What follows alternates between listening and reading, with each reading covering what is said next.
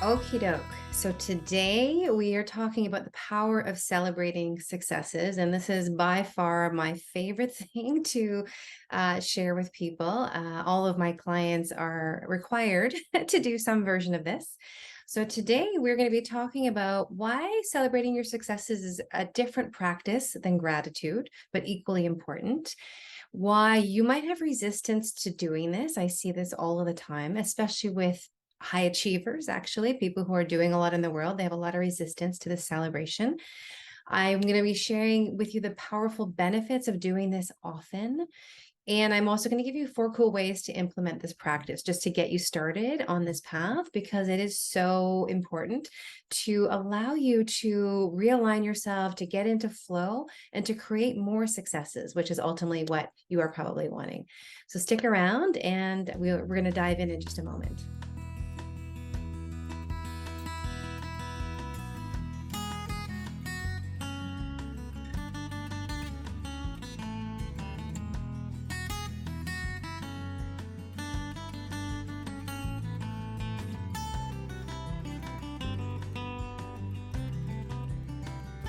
So, what's the difference between a gratitude practice and a celebration of success practice? Well, they are both equally fantastic, and I highly recommend both. They are slightly different. You can certainly combine them as I share this with you. It's not about adding more to your day or more to your practices, but just really understanding the differences that are here. And so, gratitude, obviously, an excellent practice in raising your vibration. It's a high vibration point, obviously, about seeing what is working well in your life and highlighting the things that are working well in your life. Or things that you notice about other people. So all of this it's all very high frequency. It allows you to recognize what you've already created and what you already have.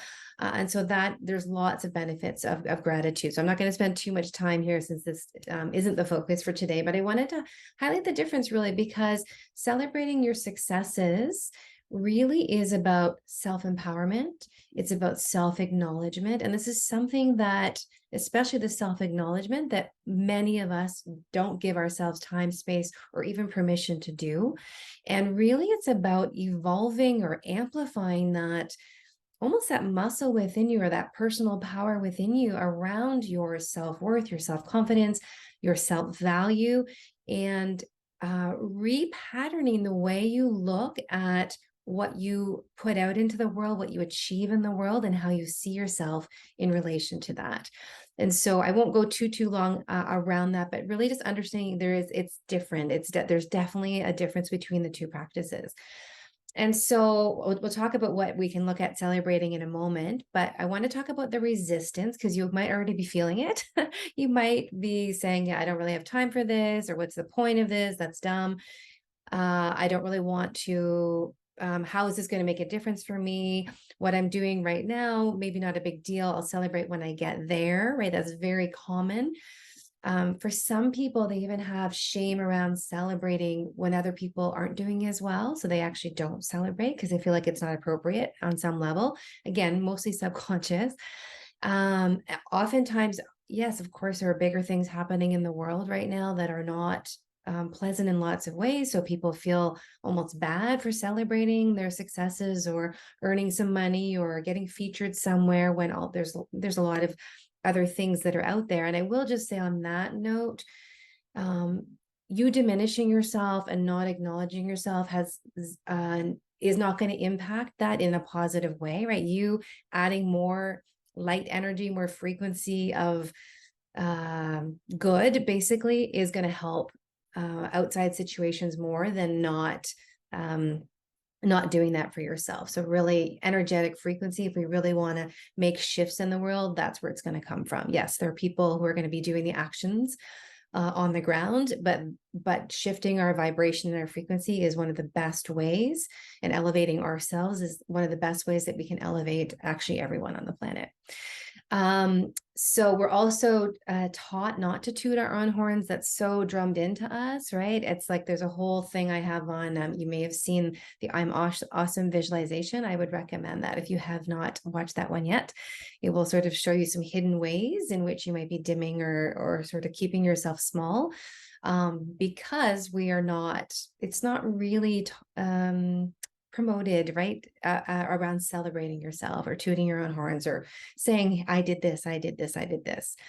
And I often find a lot of times this is even more exacerbated with high achievers, people who are doing a lot in the world. They often, in my experience in working with them, is they take very little, if any time to acknowledge all that they're doing or to celebrate themselves. So I just wanted to put that out there. It's very common to have some resistance to this, even to me talking about it. Some of you may have tuned out already, shut the video off. But if you're still here, I want to share with you the benefits of doing this because there are so many benefits.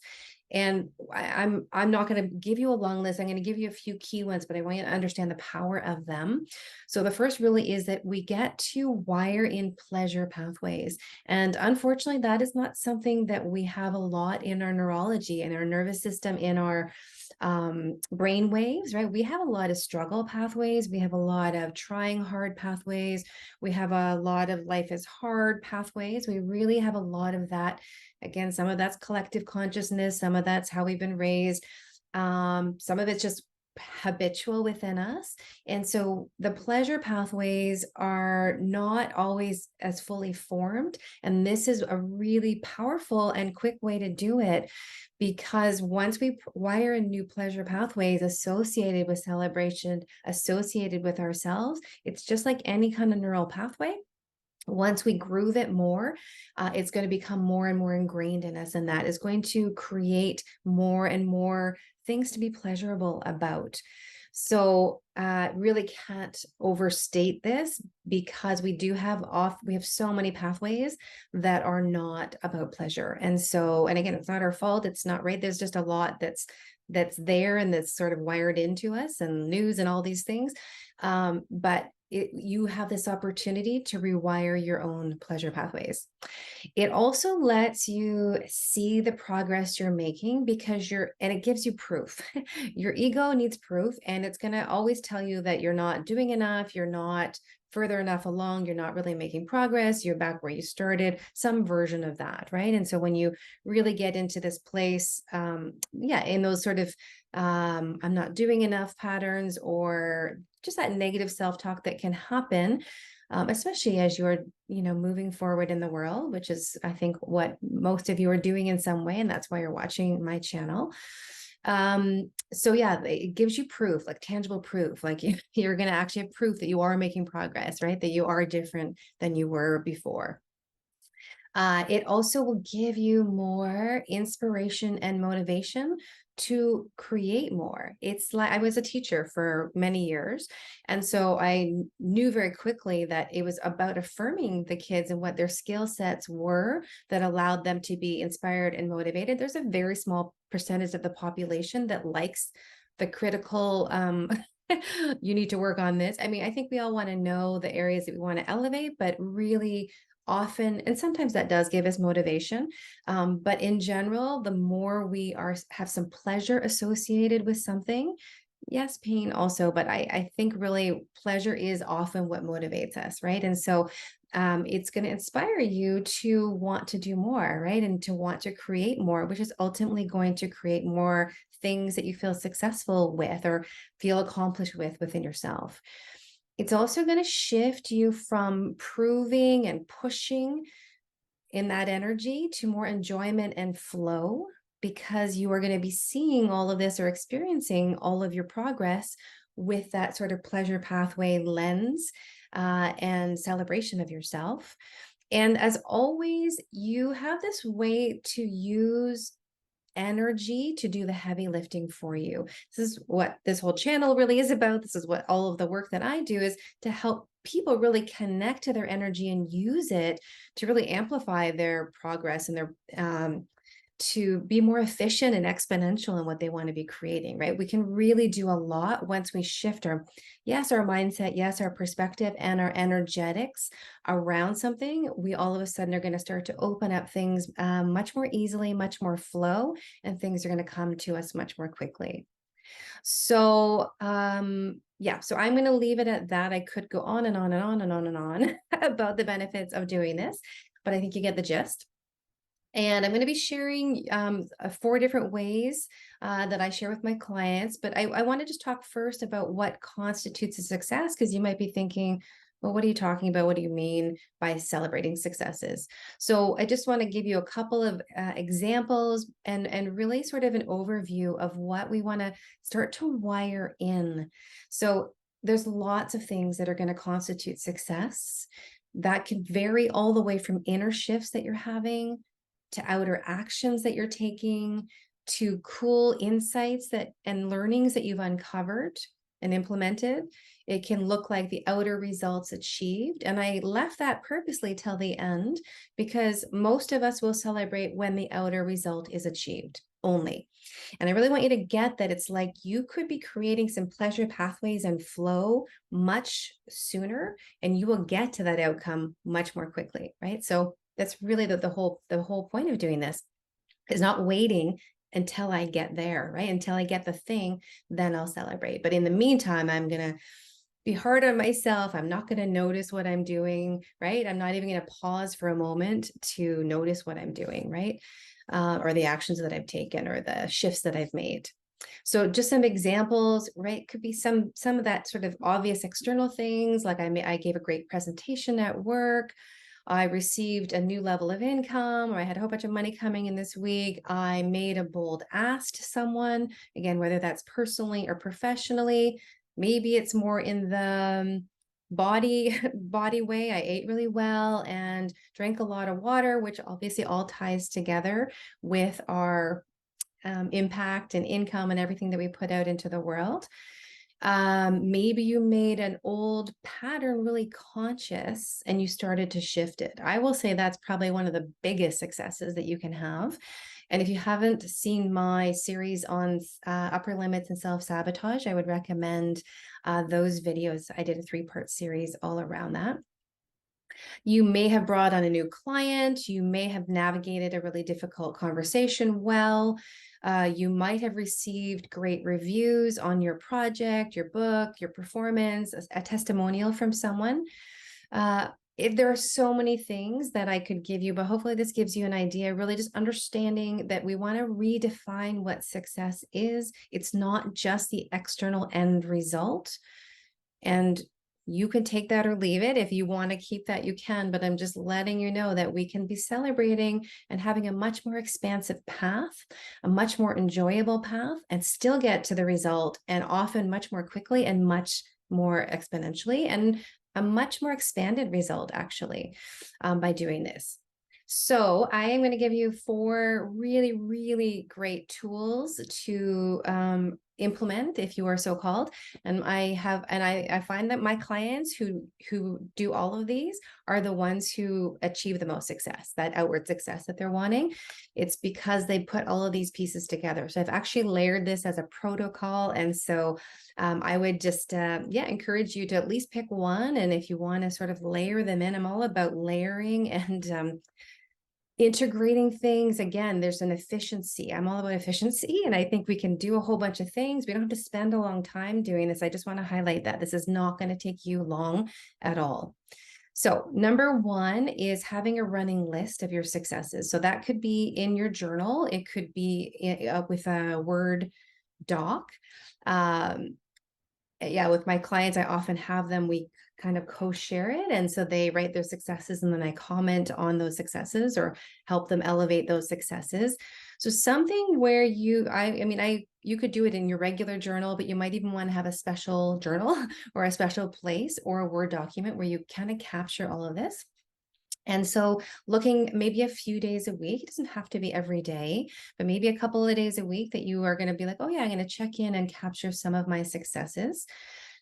My recommendation always is quality versus quantity. And so even if you have just 1 or 2, expand those, write a little paragraph, give a little bit of detail, how you felt. Versus just a list of a whole bunch of things, right? So for example, I gave a great presentation at work. It felt really good. I was really in my power. I felt confident as I shared. I got lots of audience reaction. People came up to me after the talk and commented on how much they enjoyed it. It led to more business, whatever it is, right? Whatever that sort of that one success, you can see how that you can expand it. And it's really about getting into the feeling place. The other benefit of this running list is that even on the days where you're like, I got nothing, I can't find any successes, first, I'm going to say try to expand your mind and see if you can find one, because part of what we're doing here is opening new neural pathways. And so the not finding one is sort of an old pattern. So we want to see if we can open you up and get creative in terms of finding a success. But if you really can't find one, then you can reread your list. So then you're going to have, I have clients who have like 50 pages of successes, right? And you go back and you read those, and I will guarantee you that's going to elevate your vibe. It's going to create some momentum, some inspiration. And as you're doing it, I will almost 100% guarantee you that something is going to be triggered in your mind that you're like, oh yeah, that's right, that did happen this week, that you're going to then be able to add to the list. So this is powerful. So I would really recommend that. Number 2 is speaking aloud, picking one. And so you could do this once a week. You could, I mean, I would recommend it every day, but you can do it once a week or however often you want to. Pick one success that really, well, whatever you're drawn to, either one that speaks to you or one that you're trying to make feel more like a success. But I would say probably start with one that you feel really good about. That's an easier way to start. And you're going to do something called the 68-second process, which is an Abraham Hicks process, something I learned in my coach training. And I just put my own spin on it and I bring it into successes. So all you can do is take out your phone and put your timer on, and then you will be speaking aloud, because there is a stronger point of attraction or creation when you are verbal. So the first one was written, which is fantastic, but this verbal piece is, we're talking about here layering and elevating and integrating and really up-leveling your success practice. And so you just speak about the success for 68 seconds, right? So that example that I gave you about the great presentation, you just keep going until at least 68 seconds has passed, 1 minute and 8 seconds. So the bottom line with this is you're going to feel awesome doing it. At first, it's going to be uncomfortable and it might be a bit awkward, but once you get into the practice, it's going to feel awesome. You're also going to open up some new neural pathways, especially if you extend the time. So again, I often will get my clients to bump it to 2 minutes and 16 seconds or 3 minutes and 24 seconds. It doesn't have to be that accurate in timing, but just to give you an idea, because you're going to get to the point where you don't know what else to say and your brain is going to have to find something else to say. So this is a really great way to expand consciousness. So that's number 2. Number 3 is adding some sort of physiology. So many of you have heard of power pose, right? Amy Cuddy talk, TED Talk, excellent talk, but really how that actually, the physiology of the poses actually is wires into your system, right? And actually produces changes. So I'm not going to go into that too much. That is her area of expertise, but find some way for you to bring in some kind of physiology. So maybe at the end of writing your list, you do something like a power pose, or you give like a high five to someone, or maybe you do like a little dance or a little clap or thumbs up or a point, whatever feels good for you, right? It doesn't have to be extreme. But I want to just point out that your body and your nervous system doesn't care how big the success is. And so the fact that you sent an email and you're like, woohoo, again, your mind will be like, this is dumb. I feel like an idiot, right? And so, but your nervous system and your body doesn't understand that, right?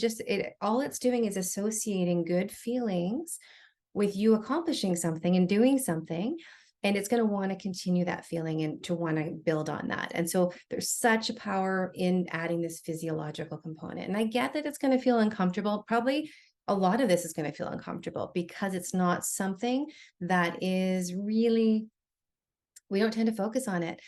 But I know for a fact that you are spending that whatever this 10 minutes is going to take you to do this, there are times in your day, in your life, where you will spend 10 minutes or more in a downward spiral thinking about how crappy you did something or how crappy this is or whatever it is, right? That we can spend so much time there without even being conscious of it. And so just really understanding that this is valuable time. We actually have to practice this because we really don't. We got to shift the needle a little bit, right? We have to consciously do this. And that's why I'm so passionate about having people do this, because we will often have resistance or not feel that it's important. But really just understanding it, it's going to make you feel good, but it's doing a whole bunch of stuff with your nervous system, your neural pathways, right? It's actually shifting your chemistry, your brain chemistry, your body chemistry. And that is only going to allow more good things to flow to you. And then the final one that I'm going to share is to tap your successes in. And so I'm not going to go into tapping too much, but it is an energetic modality, emotional freedom technique. And so often we use it as a clearing technique, but you can also use it. It's almost like supercharging. You could do it with affirmations if you wanted, but you also can tap in your successes. So maybe if you have your success running list, at the end of the week or at the end of the month, you kind of have this list in front of you, and all you do is tap through the points, which I'll just show you quickly, and verbalize. Again, the tapping is great just because there's a physiological, there's a nervous system component, and then there's a verbalization. All right. So you would just be tapping. So I'll just show you the points between the eyes. You would say, I'm so proud of myself. I had a really great presentation at work this week. It felt really good. And then you go to the side of the eye. I made my paycheck, or my monthly income was bigger this month than I expected. And that felt really good because it made me realize that I'm doing some good things. And under the eye, right? Again, you just continue to go through the successes that you have. I ate super well this week and drank lots of water, and it made me feel really vibrant and alive. Under the nose, I had a really bold outreach this week that scared me a little bit, but I'm so proud of myself for doing it. Under the lip is just sort of in the chin here. I brought in a new client this week. I'm so excited. They're going to be so amazing to work with. Under the collarbone, I had a fairly difficult conversation to have this week, and it went really, really well. And I'm proud of myself for how well I handled it. The next one is under the arm or side of the bra band, a little awkward, but that's just another point. I am so happy with myself for the reviews I got on my latest project book performance. And then you finish on the top of the head. I am so proud of all of the great things that I've accomplished this month. I feel really good about the progress that I'm making in the world. And again, you would maybe have more than that and go through that a few times, right? So between the eyes, side of the eye, under the eye, below the nose, above the lip, under the collarbone, under the armpit, top of the head. And so you can Google tapping points and you'll find those. If you look at I know I'm mentioning a lot of links today, but there's a free gift that I have called Let Yourself Shine. And in that gift, it's a visualization, but it does include some tapping. And in that sort of series, I give you tapping points, tapping scripts, and a little bit of background on that. So if you're interested, you could take a look for that. It's the Let Yourself Shine. It's in the banner at the top, and it will be in the links below as well. So those are the 4 cool ways. Again, you can choose one or more. You can modify them, tweak them to suit you. I'm giving you a good framework here, but make it your own. Make it work in a way that works for you. First thing in the morning is great. End of the day is great. And then I just want to finish with a bonus thing. And this is I will say this is next level, right? And people like it, but they don't always do it, or they don't realize they haven't done it. Add a reward. So something that you reward yourself with, that doesn't have to cost money, but it can, right? It could be something free. When I get this project done, when I do this, when I reach this level of income, when I reach this number of subscribers, whatever it is for you, I'm going to treat myself to a nice bottle of wine, a bubble bath. I'm going to book a massage, whatever it is, right? If it's something really big, maybe you're going to book a trip. But the key thing is for you to associate the reward with the accomplishment. Really tie them together, right? I am doing this because I'm really proud of myself for making this progress here, or doing this, or receiving this. Okay, so I would love to hear any takeaways you have from this, and which of the techniques or tools that you are ready and to commit to doing. And I say commit because this is, again, very easy to blow this off, but it's don't. If you really want to elevate yourself and expand yourself, this is a very simple way to really do this. And again, you can make this a 5-minute practice, a 3-minute practice, right? It does, you can just pick one of the things. You can write one success every day. You can do a power pose once a day. You can do a round of tapping. You can do the 68 seconds, which is literally 68 seconds. And so just, yeah, really would love to hear what you are going to choose and take away and apply. So yeah, if you are enjoying these videos, I would love to hear that. I'd love to hear if there are any other topics of interest for you. Have you subscribe if you are not already subscribed. Love having people along on this journey. And I will put the links to some of the videos I mentioned below in the comments, just so that you have some easier access. So have a fantastic rest of your week, celebrating yourself, acknowledging yourself, getting that this is important. Hopefully I've given you a little bit of the science and the legitimacy of doing this, because sometimes our brain needs to have that in order to see the purpose of it. But really, ultimately, it's, for me, it's always about you feeling good about who you are, you expanding yourself, feeling connected to yourself, feeling your own value, embodying your own value. Because when you do that, you can share it so much more powerfully with the world. We'll talk to you soon. Have a great week.